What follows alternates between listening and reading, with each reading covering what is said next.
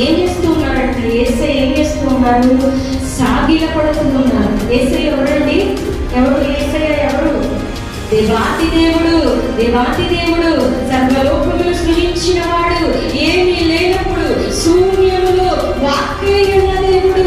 ఆ యొక్క వాక్యే సర్వ సృష్టిని కలగజేసిన వాడు. ఆయనే దేవుడు, ఆయనే ప్రభువై ఉన్నాడు. అట్టి దేవుడు తండ్రి ఎదుటకు వచ్చి సాష్టాంగపడి ప్రార్థన చేస్తూ ఉన్నాడంట. అయ్యా నీ చిత్తమైతే ఈ గిన్నె నా యొద్ద నుండి తొలగించు, లేకపోయినట్లయితే నీ చిత్తమైన ఎడల సిద్ధించునుగా. కానీ ప్రార్థనలో మనం కింద చూస్తూ ఉంటాము. ఎలాగున ప్రార్థన చేస్తున్నాడు తండ్రి ఎదుట? మన యేసయ్య అంటే లోబడుతూ ఉన్నాడు, భయం కలిగి ఉన్నాడు, వణుకు కలిగి ఉన్నాడు. దేవుడని ఆయన ఒప్పుకొచ్చి ఉన్నాడు. ఆయన రాజని, ఆయన అధికారి అని, ఆయన యజమాని అని, నీవు తప్ప వేరొక అర్హత కలిగిన వాడు, యోగ్యుడు మరెవ్వరు లేరయ్యా అని హృదయంలో ఆత్మలో కలిగి ఉండడమే కాక సత్యముతో క్రియ చేస్తూ సాగిల పడిపోయాడంట. హల్లెలూయా, హల్లెలూయా, హల్లెలూయా.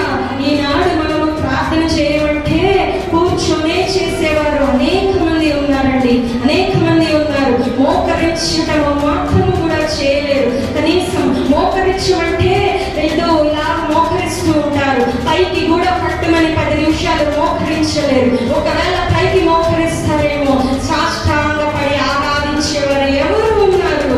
ఎవరు ఉన్నారు? అందరూ చూస్తారు అని, లేకపోతే ఇంకెవరో ఏదో అనుకుంటున్నారు అని, లేకపోతే ఇంకే ఏదో జరుగుతుంది అని, ఒక ఆరాధించే విషయంలో, ఘనపరిచే విషయంలో మనము హృదయ పూర్తిగా చేయలేని స్థితిలో ఉండిపోతూ ఉన్నాం. ఆత్మలో నీకు ఉండవచ్చు లోపడే తత్వం, ఆత్మలో నీకు ఉండవచ్చు ఆయనే దేవుడు అని, ఆయనే అధికారి అని, ఆయనను మాత్రమే సేవించవాలని, ఆయనే నీ నాథుడని, ఆయనే యజమాని అని నువ్వు ఎన్నైనా నీ ఆత్మలో అనుకోవచ్చు. అయితే సత్యముతో చేయలేనప్పుడు నీవు సగము చేసిన వాడిగా ఉంటావు కనుక పూర్తిగా ఆశీర్వాదాన్ని పొందుకోలేదు. తండ్రి అయిన దేవుడు అనగా మానవుడైన యేసు ప్రభువారు ఏమి చేస్తూ ఉన్నారు? సాగిలపడుచు ఉన్నారు, తగ్గించుకుంటూ ఉన్నారు, లోపడుతూ ఉన్నారు, ఆయన అధికారములకు ఒప్పుకొచ్చి ఉన్నారు. నాడు మనం ఎంతమంది అట్టి క్రియ చేస్తున్నామో ఆలోచించాలి అండి. మోకరించలేని దౌర్భాగ్యమైన స్థితిలో ఉండిపోతామండి.